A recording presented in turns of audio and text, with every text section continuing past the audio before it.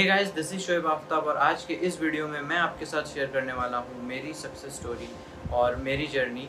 इसके साथ ही मैं आपको देने वाला हूँ कुछ ऐसी स्ट्रेटजीज जिसकी वजह से शायद I was able to score 720 out of 720 in NEET as well as achieve AIR 1 in NEET 2020। So basically I am from Rourkela Orissa और जब मैं क्लास 9th में था देन आई डिसाइडेड कि I would pursue medical sciences and कि मुझे MBBS करना है।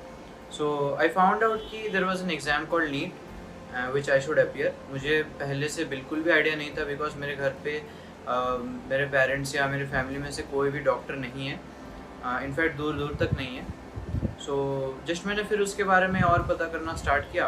देन आई रियलाइज्ड कि एट दैट पॉइंट भी यही नोशन था कि you should go to a coaching and you should get coaching and then get selected into NEET, क्योंकि कोचिंग के बिना नीट निकालना is next to impossible. So I did what I had to. After completing my class 10th, I moved into the coaching city of Kota and enrolled into a coaching institute. वहाँ पे जब मैं गया then I realized कि I was surrounded by people who were much smarter than me, who had a lot of prior knowledge about NEET and all.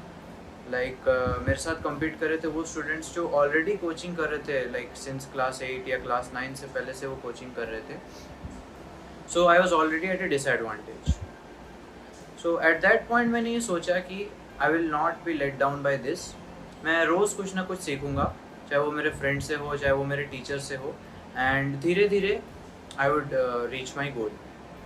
Starting में I did not know my potential, इसलिए खुद से बस इतना expect किया था कि जैसे भी करके मुझे बस सिलेक्ट होना है गवर्नमेंट कॉलेज में, यानी ऑलमोस्ट अंडर 10,000 रैंक के अंदर मेरे को आना है, जिससे कि मुझे कोई भी government college all India quota के थ्रू या फिर स्टेट कोटा के थ्रू मुझे मिल जाए, जिससे कि मैं MBBS कर पाऊँ। क्योंकि स्टार्टिंग में मुझे बिल्कुल आइडिया नहीं था, तो स्टार्टिंग में मेरा टारगेट बस इतना ही था। बट देन कुछ टेस्ट्स हुए जहाँ पे मेरी परफॉर्मेंस ठीक ठाक थी। मीन्स हमारा जो फेज़ था उसमें I was in top 20। With time my performance in my coaching institute improve, और धीरे धीरे जैसे जैसे मैं धीरे धीरे स्लाइट इम्प्रूवमेंट्स के साथ अपने मार्क्स और रैंक इम्प्रूव कर रहा था, देन आई डिसाइडेड कि आई शुड चेक कि जिस तरीके से मैं प्रिपेयर कर रहा हूँ और नीट की जो रिक्वायरमेंट है क्या वो एक दूसरे से कंप्लायंट है। इस पॉइंट पे आई डिसाइडेड कि मुझे प्रीवियस ईयर क्वेश्चंस को ठीक से एनालाइज करना चाहिए, एंड व्हाट आई रियलाइज्ड कि previous year questions are the key to cracking any examination.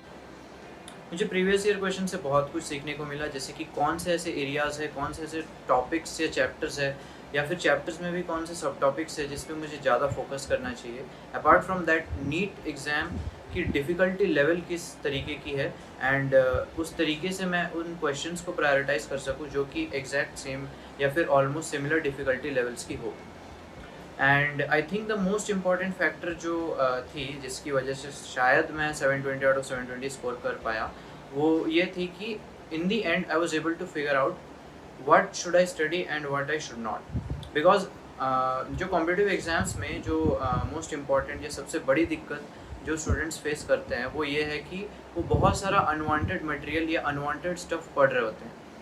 तो in the end I was able to figure out concisely, और चीज़ों को हमेशा मैं कंसाइज करता रहता था टाइम के साथ। जैसे फिज़िक्स के भी मैं शॉर्ट नोट्स बनाता था, इनफैक्ट बायो के भी मैं NCERT के साइड में रेफरेंस बुक्स या मॉड्यूल्स जिस चीज़ को भी मैंने पढ़ी, मैं कोशिश करता था कि उन चीज़ों में से जो भी इम्पॉर्टेंट पॉइंट्स है, जो भी चीज़ें एग्ज़ाम्स के लिए इम्पॉर्टेंट है या एग्ज़ाम पे आ सकती है, उन चीज़ों को मैं अपनी NCERT में ही लिख लूँ साइड में। बायो के साइड बायो के NCERT के साइड में एक स्पेस होती है जहाँ पे हम कुछ भी लिख सकते हैं, कुछ भी ऐड कर सकते हैं, वहाँ पे मैं लिख लेता था।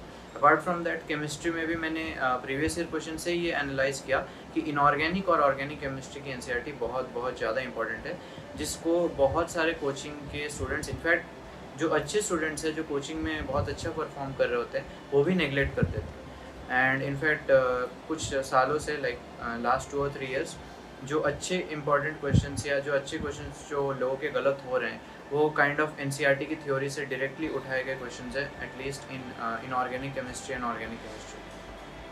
अपार्ट फ्रॉम दैट बायो में जैसा कि पहले मैं कोचिंग में था तो मैं बहुत ज़्यादा मॉड्यूल से प्रिपेयर करता था, but when I analyse previous year question मेरे को ये रियलाइज़ हुआ कि बायो में NCERT से ही 85 क्वेश्चंस के अराउंड आ जाते हैं, एंड जो भी एक्स्ट्रा 5 क्वेश्चंस आते हैं वो या तो NCERT से ही डिराइव होते हैं या फिर थोड़ी बहुत एक्स्ट्रा चीज़ें जिसको अगर मैं कोचिंग मॉड्यूल से उठा लूँ इम्पॉर्टेंट पॉइंट्स, देन वो आराम से कवर हो रही थी।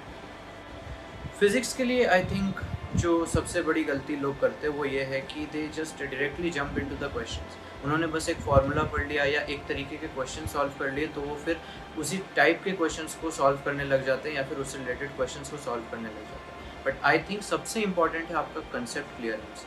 तो अगर आपको थ्योरी फिज़िक्स की क्लियर नहीं होगी, देन आप डेफिनेटली न्यूमेरिकल क्वेश्चंस को सॉल्व नहीं कर पाओगे। बट अगर आपका कंसेप्ट क्लियर है, जैसे मैं हमेशा कंसेप्ट क्लियर करने पे फोकस करता था as compare to question practice, then कोई भी क्वेश्चन कितना भी डिफ़िकल्ट हो, आप मोस्ट प्रोबेबली उसे सॉल्व कर ही लोगे। And at least this was my approach and it did work out very well. In the end मैं इतना कहना चाहूँगा कि being motivated is also very important. Like pandemic में आई डिसाइडेड कि I will stay in Kota and focus on my preparation, and मैं घर नहीं गया। But and I was also I decided कि मैं कोविड के नंबर्स नहीं देखूंगा या फिर मेरे आसपास कितने कोविड केसेस हो रहे हैं मैं उन पे ध्यान नहीं दूंगा, बट सिर्फ अपनी पढ़ाई पे फोकस करूंगा। एंड इन चीज़ों से मैं डिस्ट्रैक्ट होकर अपनी प्रिपरेशन को ख़राब नहीं करूंगा। एंड ये जो मोटिवेटेड रहना, ये जो डिसिप्लिन्ड एंड फोकस्ड रहना, ये बहुत इंपॉर्टेंट है। बिकॉज ये कॉम्पिटिटिव एग्ज़ाम्स को बहुत लोग अपेयर करते हैं, बट इनका जो सिलेक्शन रेशियो है वो बहुत कम है, एक्सेप्टेंस रेट है वो बहुत कम है। सो डेफिनेटली इट्स इम्पॉर्टेंट कि आप फोकस्ड रहे, डिटरमाइंड रहे, एंड साथ ही आप स्मार्ट वर्क करें। Hard work is important, but smart work को अगर आप हार्ड वर्क के साथ मिलाओगे तो ही जाके आपका सिलेक्शन होगा। बिकॉज हार्ड वर्क बहुत लोग कर रहे होते हैं एंड सीट्स बहुत कम है, तो hard work and smart work both are essential. Thank you.